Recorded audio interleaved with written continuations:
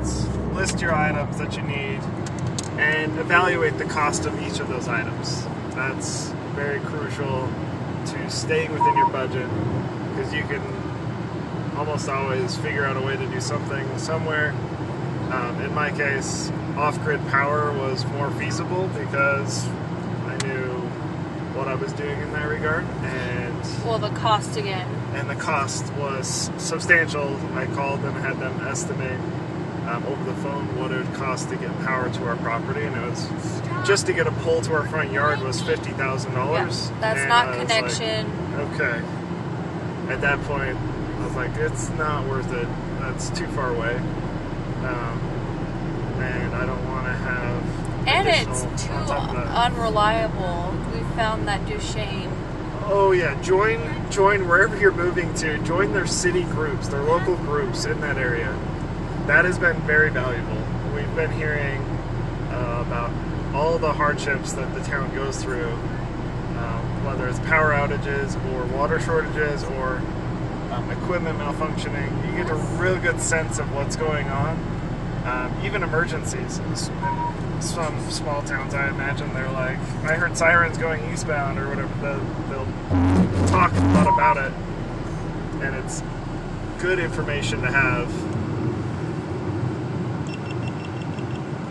I think the GoPro is charged.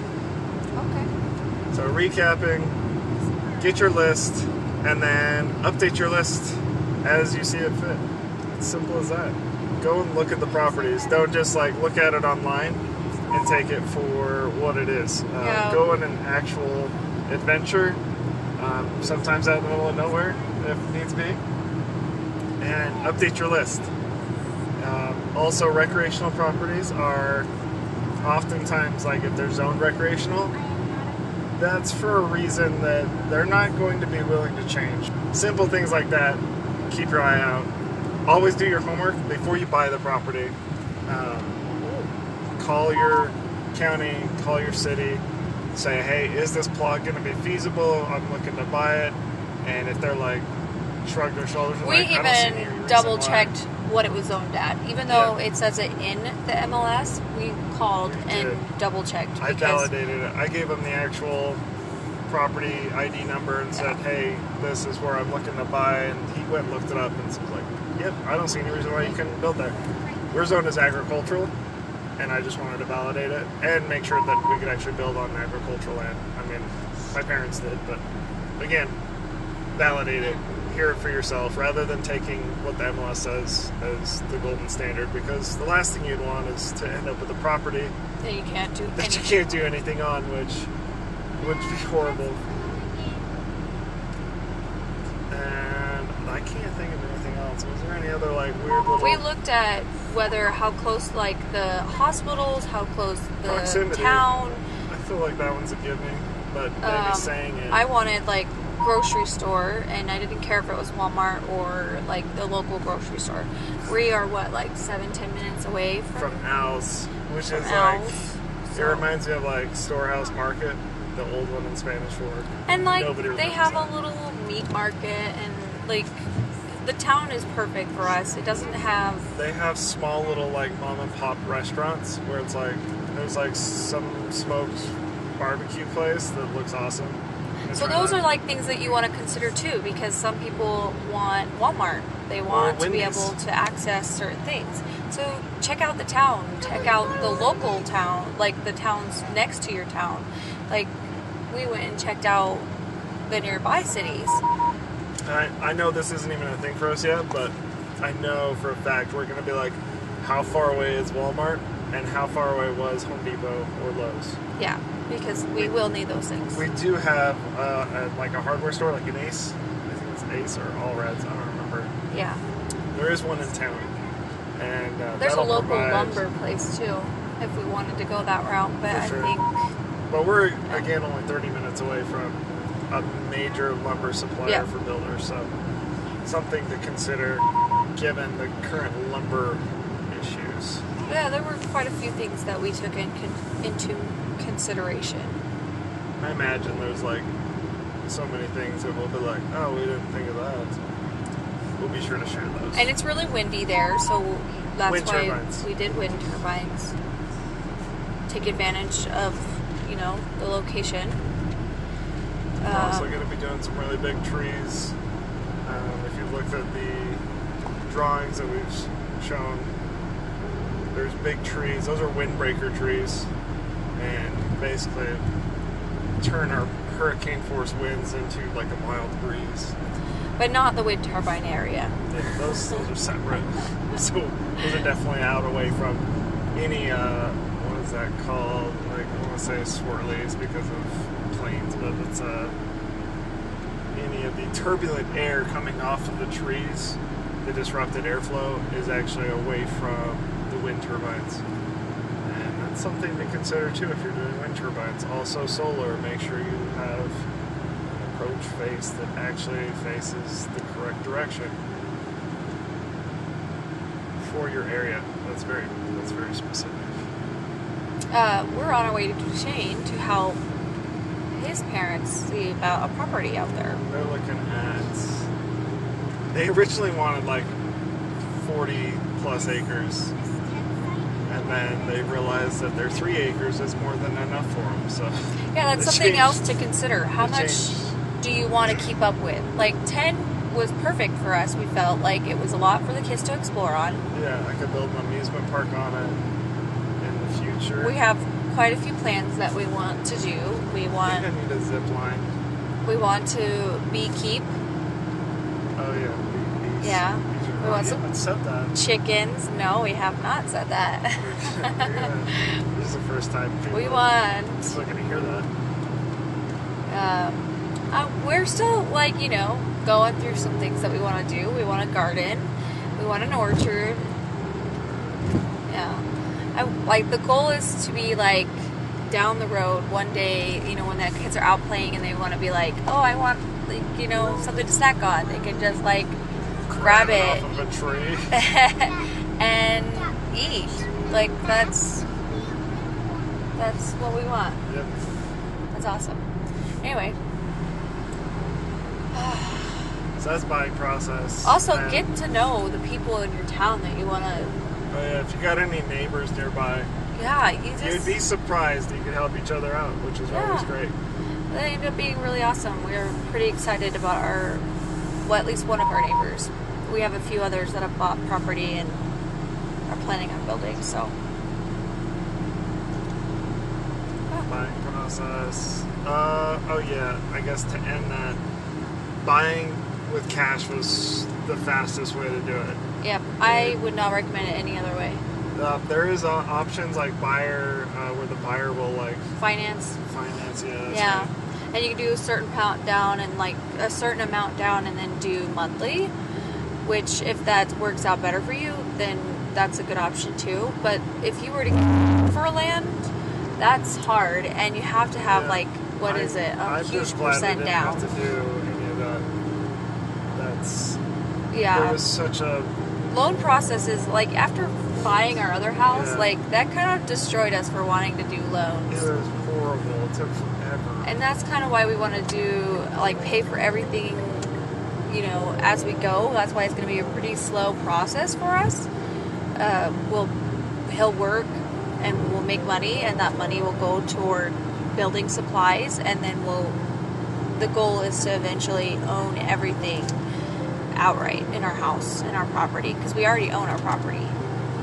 Yep. The signing process was really, really fast. It was. It was 2 weeks. Buying with cash. Yeah. And that's because we set it at that. We probably could have gone faster, but we wanted to check other things out. We were able to speed it up towards the end, which was great because we were able to do that because we were paying with cash. We were just we're ready to go now. And they're like, oh, let me see if I can't submit the paperwork now. You can set kind of your own list of prerequisites, if I'm saying that right.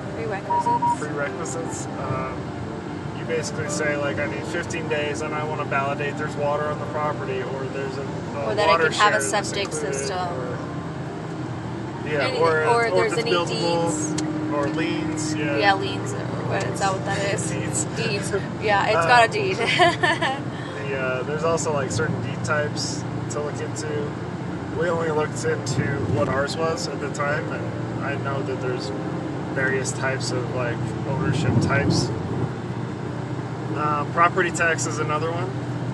Look at your property taxes for the area.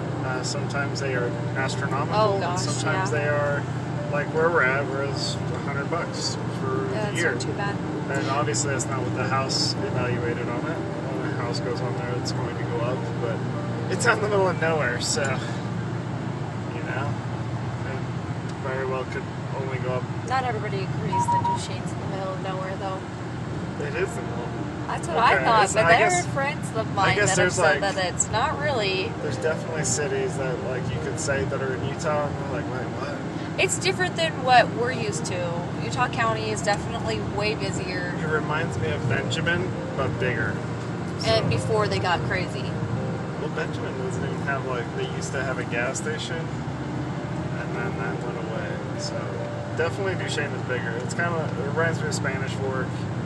Early days of Spanish Fork, where there was like only Macy's and Storehouse Market, and then Albertsons came in. So, well, that's really it. I guess if we think of other things, we'll think of more details about share that as well. Post buying, ask questions. We're probably forgetting stuff because it was Thanksgiving last year. It was in November. It's been a slow process for us. We've just been slowly doing everything that is needed before applying for our building permit. The building permit process. People say it's difficult, and I think it's because they're not reading their county's requirements or their city's requirements. Yeah, you can do that online with the Google search.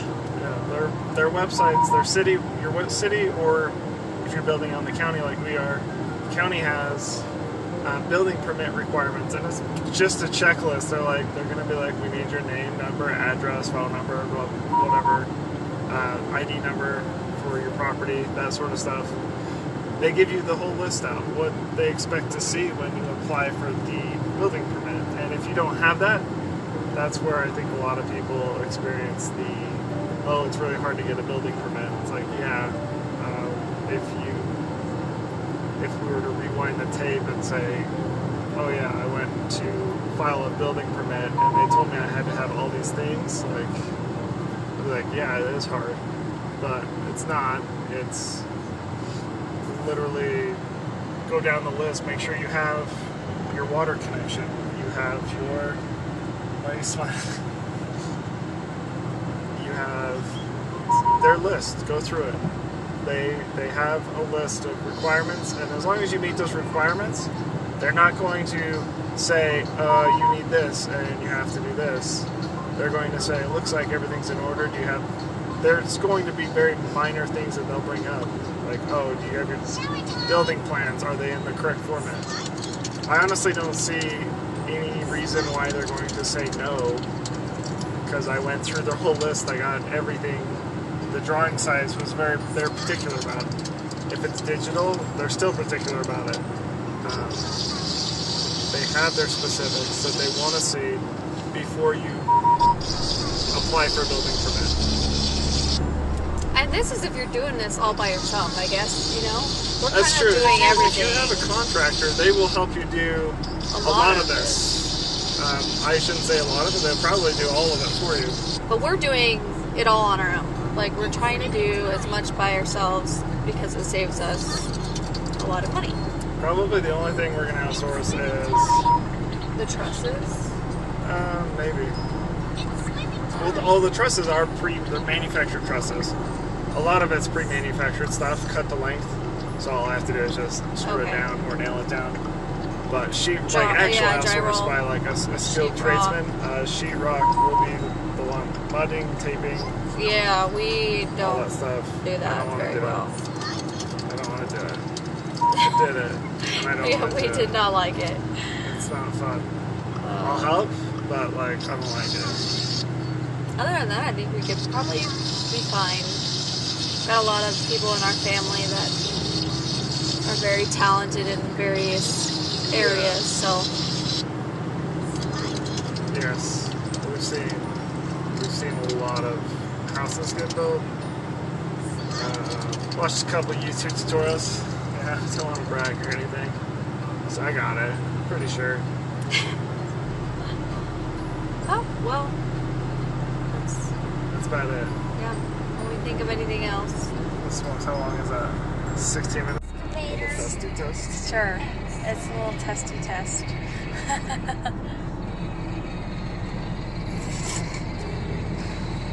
Okay. I'm ready. Ready about what? What are we doing? Buying process. Oh.